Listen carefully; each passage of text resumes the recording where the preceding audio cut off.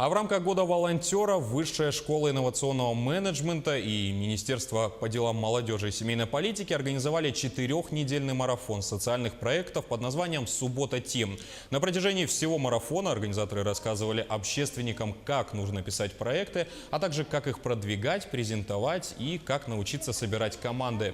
У каждого автора проекта был куратор, который и помогал в оформлении. Сегодня же мероприятие подошло к концу, и участники презентовали на суд жюри свои готовые проекты. Лучшие из них, кстати, получат поддержку в финансировании. Кураторы и организаторы – это также добровольцы, волонтеры. То есть мы вот в выходные дни с друзьями буквально собрались и организовываем вот такой вот марафон. На марафоне участвуют 10 проектов, абсолютно разных. Это проекты и социально-предпринимательские по IT, это и экологические проекты, это и проекты, посвященные здоровью, и проекты, посвященные досугу молодежи. То есть абсолютно разные проекты, которые мы просто учим, как прописывать, прорисовывать и как собирать команду под них.